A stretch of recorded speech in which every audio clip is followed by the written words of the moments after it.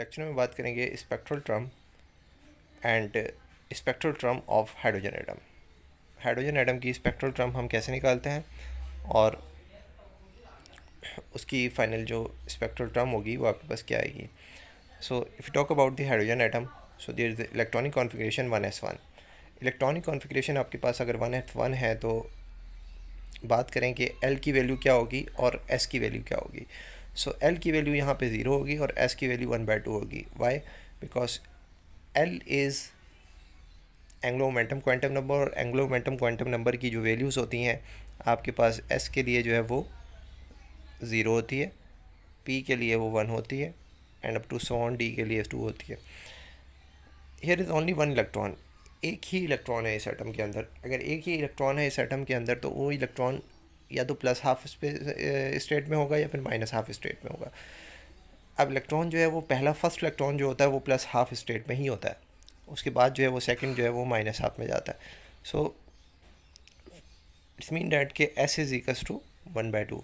So for the electron L is equals to 0 and S is 1/2. If you talk about the capital L and capital S, so capital L is L1 plus L2 to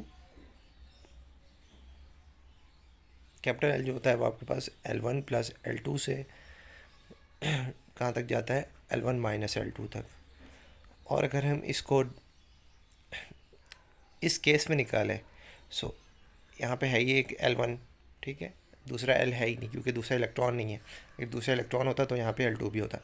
so there is only one electron, so capital L is 0 and there is only one electron, so capital S is also 1/2 क्योंकि S की value भी क्या होती है capital S की S1 plus S2 से लेकर S1 minus S2 तक।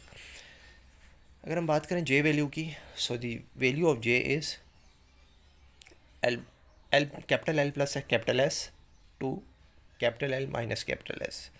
अब यहाँ पे कैपिटल L में से अगर आप प्लस करवा दें 1/2 को तो आंसर क्या आता है, 1/2 आता है। और अगर कैपिटल S में से माइनस करवा दें 1/2 को तो आंसर क्या आता है, 1/2 आता है, क्योंकि उसका मॉड भी ले लें, ठीक है।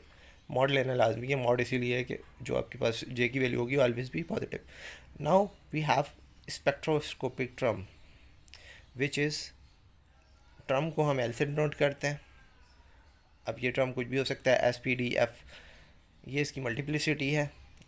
Multiplicity is 2S plus 1 and J value.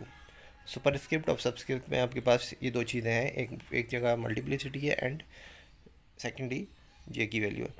सो अगर हम मल्टीप्लिसिटी निकालें इसकी तो S की वैल्यू यहाँ पे 1/2 है, 1/2 into 2 is equals to 1 and then plus 1, so answer is 2 and J की वैल्यू क्या है, 1/2 है। So this is your spectroscopic term. और S यहाँ पे क्यों आया, क्योंकि ऑर्बिटल कौन सा था आपके पास, S था, right. So ground state hydrogen like atom is 2S 1/2। अब ये जो स्पेक्ट्रोस्कोपिक टर्म है ये सारे उन इलेक्ट्रॉन्स के लिए उन एटम्स के लिए वैलिड है जिन एटम के लास्ट शेल में 1 इलेक्ट्रॉन है। जैसे कि सोडियम, सोडियम आपके पास +1 स्टेट में पाया जाता है और ये 1s ग्रुप का एलिमेंट है। तो अगर हम इसके लिए स्पेक्ट्रोस्कोपिक टर्म निकालेंगे तो वो क्या आएगी आपके पास,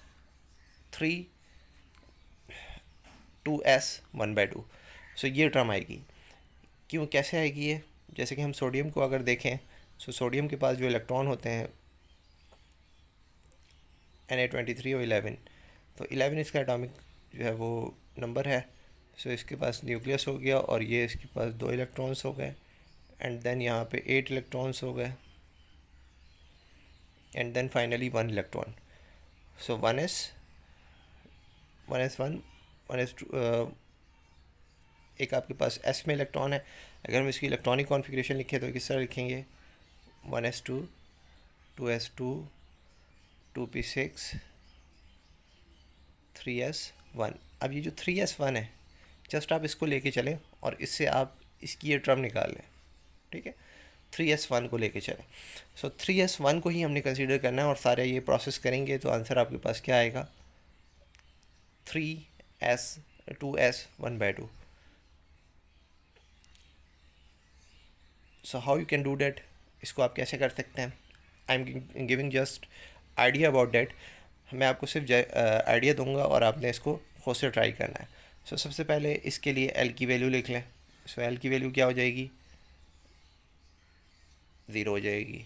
एस की वैल्यू लिख लें, 1/2 हो जाएगी, ठीक है।